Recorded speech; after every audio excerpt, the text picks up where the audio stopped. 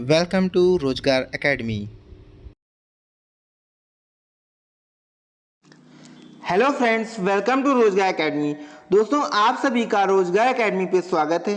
आज है 3 अक्टूबर और हम लोग आज के most important current affairs cover करेंगे जो कि आपके सभी अपकमिंग एग्जाम्स के लिए बहुत ही ज़्यादा बेनिफिशियल होने वाले हैं। आप इस सेशन को अपने दोस्तों के साथ भी शेयर कर सकते हैं जिससे उनको भी इसका लाभ मिल सके और वो भी आसानी से अपना एग्ज़ाम क्रैक कर सकें। तो चलिए दोस्तों, शुरू करते हैं हमारा आज का शानदार सेशन।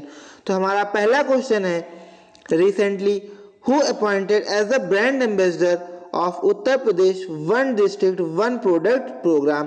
तो आपको बताना है उत्तर प्रदेश के वन डिस्ट्रिक्ट वन प्रोडक्ट कार्यक्रम के ब्रांड एम्बेसडर के रूप में किसे नियुक्त किया गया है। तो आपका करेक्ट ऑप्शन है ऑप्शन नंबर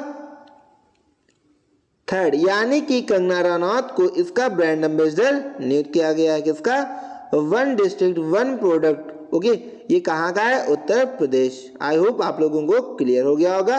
तो चलिए अपना अगला क्वेश्चन देखते हैं। Recently for which country India has made quarantine mandatory for 10 days on arrival from its country. तो आपको बताना है भारत ने किस देश के लिए अपने देश से आने पर 10 दिनों के लिए क्वारंटाइन अनिवार्य कर दिया है। ओके, तो आपका करेक्ट ऑप्शन है ऑप्शन नंबर 1, यानी कि यूनाइटेड किंगडम यानी कि यूके। यहाँ से कोई भी व्यक्ति भारत आएगा तो उसको 10 दिनों के लिए आपका क्या करना पड़ेगा? क्वारंटीन होना पड़ेगा। तो दोस्तों, ऐसा क्यों हुआ है आइए जानते हैं। ऐसा इसलिए हुआ है क्योंकि यूके ने जो है भारत के साथ भी ऐसा ही किया। उसने कहा अगर कोई भारतीय आता है, चाहे उसने वैक्सीन ली हो या ना ली हो, उसको क्वारंटीन होना ही पड़ेगा। तो इसी के रेसिप्रोकल में भारत ने भी उनको जवाब दिया, यानी कि उनसे कहा कि अगर यूके का भी कोई व्यक्ति आपके यहाँ का हमारे भारत में आता है तो उसको 10 दिन के लिए क्वारंटीन होना पड़ेगा। ओके, तो ये कब से लागू होगा? यानी अगर कोई बंदा 4 अक्टूबर से आता है तो उसको क्या होगा? क्वारंटीन होना पड़ेगा। आई होप आप लोगों को क्लियर हो गया होगा। तो चलिए आगे बढ़ते हैं। अब यूके के बारे में बात की जाए तो दोस्तों, यूके जो है यह किससे मिलकर के बनता है? यह आपका मिलकर के बनता है इंग्लैंड, स्कॉटलैंड, वेल्स और नॉर्दर्न आयरलैंड से मिलकर के आपका यूके बनता है। ओके, आई होप आप लोगों को समझ आ गया होगा यूके किससे मिलकर के बनता है? इंग्लैंड, स्कॉटलैंड, वेल्स और नॉर्दर्न आयरलैंड से। तो आइए इनको मैप में देखते हैं। आप देख पा रहे होंगे ये रहा आपका स्कॉटलैंड, ये आपका नॉर्दर्न आयरलैंड हो गया, ये आपका वेल्स हो गया और ये आपका हो गया इंग्लैंड हो गया। ओके, आई होप आप लोगों को क्लियर हो गया होगा मैप से। आइए और देखते हैं, ये आपका हो गया इंग्लिश चैनल जो कि आपके इंग्लैंड और फ्रांस के बीच में जल संधि बनाता है। ओके, ये आपका नॉर्थ सी है और इधर आपका नॉर्थ अटलांटिक ओशियन है। ओके, आई होप आप लोगों को क्लियर हो गया होगा। तो चलिए अब आगे बढ़ते हैं।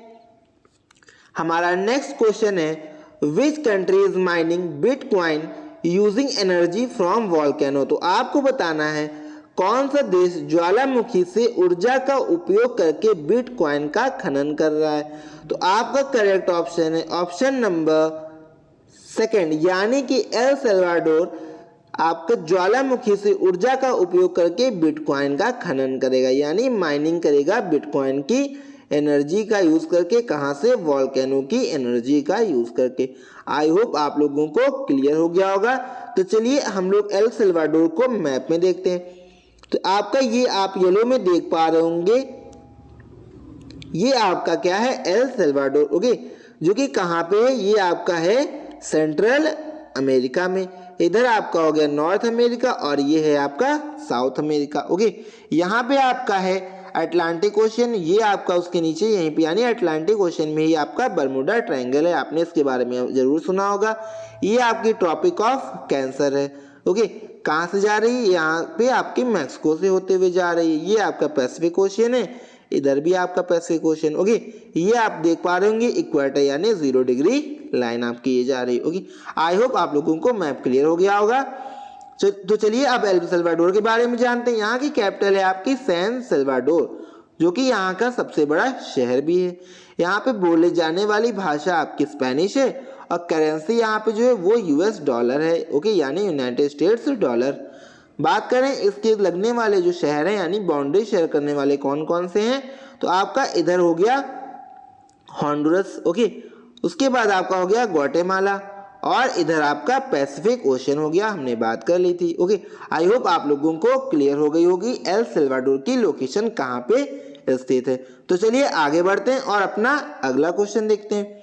हमारा नेक्स्ट क्वेश्चन है, recently in which place India hosted world's largest national flag to mark Gandhi ji Jayanti. तो आपको बताना है हाल ही में गांधी जी की जयंती के उपलक्ष्य में भारत ने किस स्थान पर विश्व का सबसे बड़ा राष्ट्रीय ध्वज फहराया। तो आपका करेक्ट ऑप्शन है ऑप्शन नंबर सेकंड, यानी कि लेह लद्दाख में जो है इसका विमोचन यानी इसको होस्ट किया गया, यानी कि इसको फहराया गया, ओके। आई होप आप लोगों को क्लियर हो गया होगा। तो विश्व का ये सबसे बड़ा आपका फ्लैग होगा जो कि लेह में फहराया गया। तो चलिए इसके बारे में और जानते हैं, बात करते हैं इसकी। तो इसने क्या किया, एक वर्ल्ड रिकॉर्ड बना लिया, ओके। लेह में फहराया गया और सबसे बड़ा ही ये झंडा था, यानी इसकी जो लेंथ और ब्रेथ थी अभी तक इतना बड़ा झंडा अभी तक यानी इतना बड़ा फ्लैग अभी तक होस्टेड नहीं किया गया था, ओके। बात करते हैं किससे बना था, ये दोस्तों खादी से बना हुआ था। और इसके बारे में जानते हैं लेंथ और ब्रेथ कितनी थी। इसकी जो लेंथ थी वो आपकी 225 फीट थी और ब्रेथ आपकी 125 फीट थी। वेट की बात करें ये था 1000। तो आप समझ पा रहे होंगे ये कितना बड़ा रहा होगा जिसका वेट 1000 है, ओके। अगर बात करें यह किसके द्वारा बनाया गया था, तो ये सेना की जो 57th रेजिमेंट थी इंजीनियर्स की, उन्होंने इसको तैयार किया है, ओके। आई होप आप लोगों को क्लियर हो गया होगा। तो चलिए आगे बढ़ते हैं, ओके। हमारा नेक्स्ट क्वेश्चन है, who became the first Indian actress to win global achievers award 2021। तो आपको बताना है ग्लोबल अचीवर्स अवार्ड 2021 जीतने वाली पहली भारतीय अभिनेत्री कौन बनी है, ओके।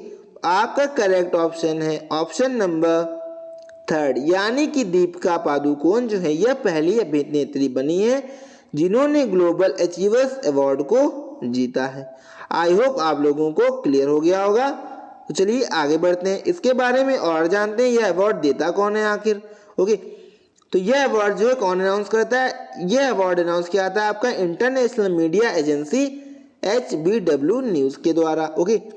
बात करते हैं यह किस क्षेत्र में दिया जाता है दोस्तों, तो यह आपका दिया जाता है हेल्थ केयर, ओके, यानी कि ये जाता है आपके स्वास्थ्य देखभाल, एजुकेशन यानी शिक्षा, ओके, हॉस्पिटैलिटी यानी कि आतिथ्य और उसके बाद टूरिज्म यानी पर्यटन, रियल एस्टेट में, आर्किटेक्चर यानी आपका वास्तुकला हो गया, ओके। इंजीनियरिंग की बात करें, फैशन, आर्ट्स यानी कला हो गया आपका, एंटरटेनमेंट मनोरंजन और ई कॉमर्स, उसके बाद और भी अन्य चीज़ों में दिया जाता है। आई होप आप लोगों को क्लियर हो गया होगा। बात करें दीपिका पादुकोण के अलावा और किसको इस बार यह अवार्ड प्रदान किया गया, तो दोस्तों यह आपका बराक ओबामा, क्रिस्टियानो रोनाल्डो और जेफ बेजोस को भी यह अवार्ड दिया गया है, ओके। आई होप आप लोगों को क्लियर हो गया होगा। तो चलिए आगे बढ़ते हैं और अपना नेक्स्ट क्वेश्चन देखते हैं। हमारा नेक्स्ट क्वेश्चन है, recently in which country India is setting up high commission to promote Indian tribal arts and craft. तो आपको बताना है हाल ही में भारत किस देश में भारतीय जनजाति कला और शिल्प को बढ़ावा देने के लिए उच्च आयोग की स्थापना कर रहा है, ओके। तो आपका करेक्ट ऑप्शन है ऑप्शन नंबर सेकंड, यानी कि कनाडा में जो है इसकी स्थापना की जा रही, एक हाई कमीशन की स्थापना जो किसको प्रमोट करेगी, हमारे जो ट्राइबल्स हैं उनके आर्ट्स और क्राफ्ट को, ओके, यानी कला और शिल्प को बढ़ावा देने के लिए यह किया जा रहा है। आइए इसके बारे में और जानते हैं। अगर इसके बारे में बात की जाए तो यह जो है आपका आत्मनिर्भर भारत प्रोग्राम के अंतर्गत किया जा रहा है, जो कि एक हाई कमीशन को बनाया जा रहा है जो क्या करेगी, किसके साथ मिलके यानी किसके सहयोग से ये किया जा रहा है। बात करें तो यह आपका किया जा रहा है ट्राइफेड, यानी कि tribal cooperative marketing development federation of India के सहयोग से ये किया जा रहा है। भारतीय जनजाति सहकारी विपणन विकास संघ के सहयोग से एक हाई कमीशन डेवलप किया जा रहा है, कहाँ पे, कनाडा में। जो क्या करेगा, यहाँ पे जो है ट्राइबल ग्रुप्स जो हैं हमारे यहाँ, उनके जो प्रोडक्ट्स हैं उनको प्रमोट करने के लिए कंट्री से बाहर भी। बात करते हैं इसका हेडक्वार्टर कनाडा में कहाँ पे है, तो इसका हेडक्वार्टर आपका है ओटावा, कनाडा के शहर ओटावा में, जो कि कहाँ पे एक पिल्लई मेमोरियल काउंसिलर हॉल में इसको बनाया गया है हाई कमीशन को। आई होप आप लोगों को क्लियर हो गया होगा। तो चलिए अपना अगला क्वेश्चन देखते हैं। हमारा नेक्स्ट क्वेश्चन है who among the following host health Giri award. तो आपको बताना है हेल्थ गिरी अवार्ड जो है इसका होस्ट किसने किया, यानी इसको ऑर्गेनाइज किसने कराया। तो आपका करेक्ट ऑप्शन है ऑप्शन नंबर फर्स्ट, यानी कि इंडिया टुडे ने जो है आपका हेल्थ गिरी अवार्ड को होस्ट किया है। ओके, आई होप आप लोगों को क्लियर हो गया होगा। तो दोस्तों बात करते हैं ये अवार्ड किस क्षेत्र में दिया जाता है। यह अवार्ड आपका दिया जाता है जो भी आपके नॉन वायलेंस यानी कि और दूसरा क्लीननेस पे जो फोकस करते हैं आपका उस पर, यानी साफ सफाई या स्वच्छता पे जो ज़्यादा जोर देते हैं, यानी जो उस पर ध्यान देते हैं उनको ये दिया जाता है, यानी जो भी क्लीननेस पे एक एक्सेप्शनल वर्क करते हैं उनको ये दिया जाता है। ओके, तो चलिए आई होप आप लोगों को समझ में आ गया होगा हेल्थ गिरी अवार्ड कब दिया जाता है, किस लिए दिया जाता है और किसके द्वारा दिया जाता है। तो किसके द्वारा, इंडिया टुडे क्लीननेस पे यानी स्वच्छता पे हेल्थ गिरी अवार्ड। तो चलिए आगे बढ़ते हैं, अपना नेक्स्ट क्वेश्चन देखते हैं। हमारा अगला क्वेश्चन है who among the following women one ski team gold medal. यानी आपको बताना है किसने ISSF जूनियर विश्व चैंपियनशिप में महिला स्की टीम का स्वर्ण पदक जीता है। तो आपका करेक्ट ऑप्शन है ऑप्शन नंबर 4, यानी कि ऑल ऑफ दिस। तो दोस्तों आपने पढ़ा होगा क्या लिखा है यहाँ पे, स्कीट टीम, यानी यह एक टीम थी, यानी 3 लोगों की यह टीम थी जिन्होंने मिलकर यह अवार्ड जीता, यानी यह गोल्ड मेडल जीता है। कहाँ पे, ISSF जूनियर वर्ल्ड चैंपियनशिप में। कौन है वो, आपकी अरीबा खां, राइजा ढिल्लन, गेनमट सिखोन, इन तीनों की टीम ने यानी तिकड़ी ने मिलकर जो है आपका गोल्ड जीता है। ओके, इसको याद रखिएगा, बहुत ही ज़्यादा ये इंपॉर्टेंट क्वेश्चन आपके एग्जाम में बनने के चांसेस हैं। तो चलिए इसके बारे में और जानते हैं, बात करते हैं इसका आयोजन कहाँ हो रहा है। तो दोस्तों वर्ल्ड जो जूनियर वर्ल्ड चैंपियनशिप है ये कहाँ हो रही है, आपके पेरू यानी लीमा शहर में, पेरू के लीमा शहर में की जा रही है। ओके, यह जो है आपकी राइफल, पिस्टल और शॉर्ट गन के लिए किया जाएगा यह आयोजन, यानी राइफल का कंपटीशन, पिस्टल के लिए और शॉर्ट गन। कब से कब तक हो रहा है ये आपका, 28 सितंबर से 10 अक्टूबर तक इसका आयोजन किया जाएगा। ओके, अब बात कर लेते हैं इसमें अभी तक किसने क्या अवार्ड जीता है। मेंस सेक्शन में बात करें तो एक टीम मिलकर, यानी टीम यानी कि एक से ज़्यादा लोग, तो राजवीर गिल, आयुष रुद्राजू और अभय सिंह सिखोन ने मिल करके एक जीता है, क्या जीता है, ब्रॉन्ज मेडल जीता है इन लोगों ने, यानी इन तीनों खिलाड़ियों ने मिल करके। ओके, अब हमने अभी बात कर ली गोल्ड मेडल की, अब बात करते हैं उनमें से जो एक थी कौन, गेनमट सिखोन, जो कि उस 3 में थी और अब इन्होंने अकेले एक सिल्वर मेडल भी जीता है। ओके, आई होप आप लोग याद रखेंगे, गेनमट सिखोन ने सिल्वर मेडल भी जीता है और उस तिकड़ी यानी 3 लोगों में भी शामिल थी जिसमें इन्होंने गोल्ड भी जीता है। ओके, तो सिल्वर और गोल्ड इनका नाम भी बहुत इंपॉर्टेंट हो जाता है, गेनमट सिखोन। आई होप आप लोगों को क्लियर हो गया होगा इस अवार्ड से रिलेटेड। तो आइए अपना नेक्स्ट क्वेश्चन देखते हैं। हमारा अगला क्वेश्चन है recently at which city 9th meeting of India UAE high level joint task force on investment. तो आपको बताना है किस शहर में भारत और UAE की 9th मीटिंग जो है ज्वाइंट टास्क फोर्स की हो रही है एक इन्वेस्टमेंट के मामले में। ओके, आइए बात करते हैं कहाँ पे हो रही। तो आपका ऑप्शन करेक्ट है ऑप्शन नंबर 3, यानी कि दोस्तों इसकी मीटिंग हो रही है आपकी दुबई में, यानी इंडिया UAE की high level joint task force on investment की बैठक कहाँ हो रही है, जो कि नवी मीटिंग है यानी 9th नंबर की, जो कि दुबई में हो रही है। आई होप आप लोगों को क्लियर हो गया होगा। तो आइए अब हम लोग UAE यानी दुबई को मैप में देखते हैं। तो दोस्तों आप ये आपका रहा इंडिया। ओके, अगर इंडिया के रेस्पेक्ट में देखें तो ये आपका इधर हो गया UAE, जिसकी कैपिटल आपकी यहाँ पे आपको दुबई दिख रहा होगा और अबू धाबी इसकी कैपिटल आपको ये दिख रही होगी। ओके, आई होप आप लोगों को मैप से क्लियर हो गया होगा यूएई की लोकेशन। ओके, तो दोस्तों चलिए अब आगे बढ़ते हैं और अपना यूएई के बारे में जानते हैं। अगर बात करें यूएई की, तो दोस्तों यूएई जो है आपका वेस्टर्न एशिया में है। ओके, बात की जाए ये किसके ईस्ट में, ये आपका अरेबियन पेनिनसुला के भी ईस्ट में है और एशिया के वेस्ट में है।